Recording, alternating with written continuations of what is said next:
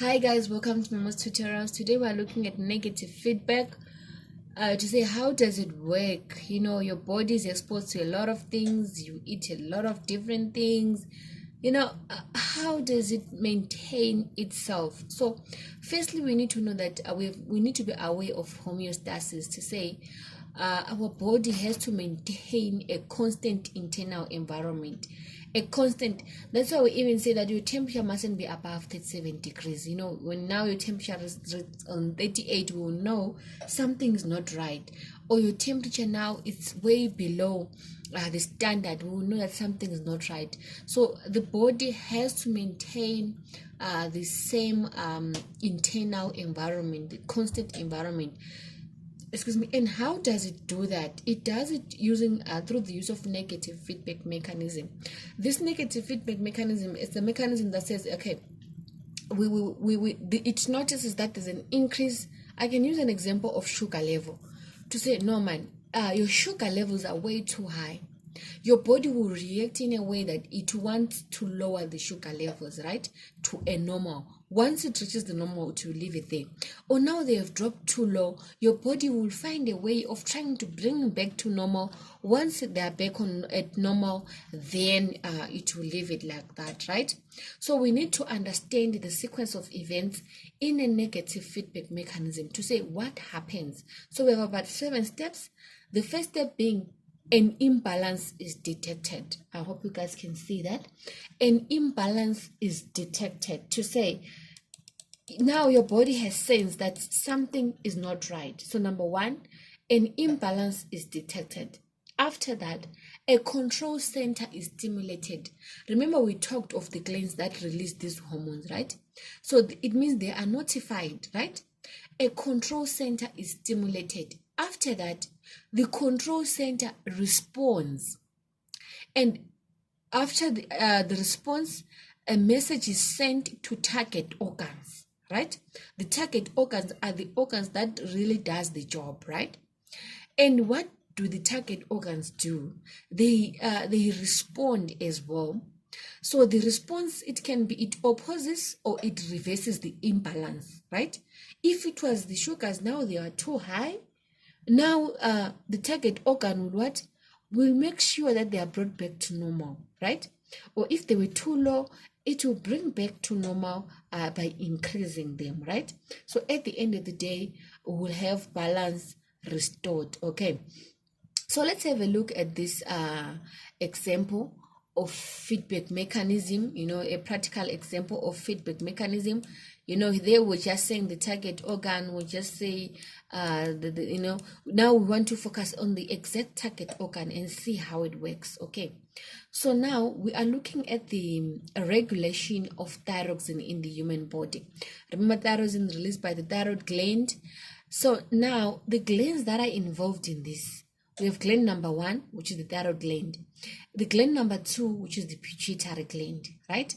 The thyroid gland, it's actually the one, yes, you guys can see, the thyroid gland is actually the one that releases thyroxine. But then the pituitary gland is the one that releases the thyroid stimulating hormone, right? So the TSH, once it is released, it will cause the thyroid gland to release thyroxine. Take note of that. So the pituitary gland is like the master gland. Okay, but then let's look at the sequence of events in this feedback mechanism and see how it works. Okay, so now we'll start with the normal thyroxine levels. They are here. We'll start by looking at the normal thyroxine levels, which are here. So when we happen to have higher levels of thyroxine, when thyroxine increases, what happens? The pituitary gland releases less thyroxine stimulating hormone. It will release less TSH because already we are having high levels of thyroxine, right? And once we have less TSH, it means that the thyroid gland also will release less thyroxine. Why less thyroxine? Because already we are having enough in our body, right? So less thyroxine is released, so it means the thyroxine levels, they will decrease. Once they decrease, they will go back to normal. They will now go back to their normal levels, right? Are we together? So that's the first situation. We said the first step, the first problem that was that the body recognized is that the levels of thyroxine were above normal limits, right? Which organ, which master was consulted is the pituitary gland, right? It's the one that is stimulated, and it responded how? By producing less TSH. And the low TSH levels that we have, it means that we have less effect, it will have less effects on the thyroid gland, meaning less of the thyroxine is going to be released, right?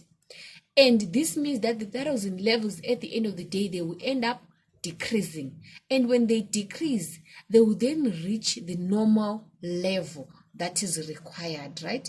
They will then reach the normal level that they are supposed to be at all times. Okay, so now let's have a look at situation number 2.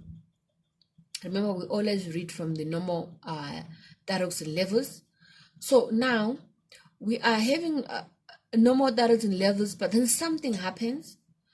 This thing that happens causes thyroxine levels to decrease. You know, the thyroxine levels, they've decreased. Once they've decreased, what is stimulated is the pituitary gland. That's the master gland, right? And what does the pituitary gland do?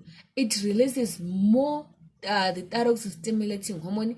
It releases more of TSH, and this TSH, it goes on to stimulate the thyroid gland and makes it to release more and more thyroxine. And this means that the thyroxine levels are going to increase in the blood. Once they increase, now they will be able to bring back our thyroxine back to normal. That's how the negative feedback mechanism functions.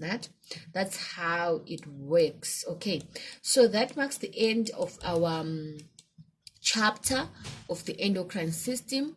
Our next topic will be looking at our next topic that we'll be focusing on is I'm sure you've seen it. It's homeostasis in humans.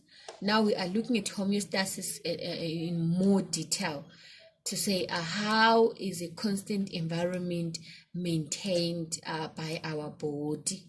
Okay.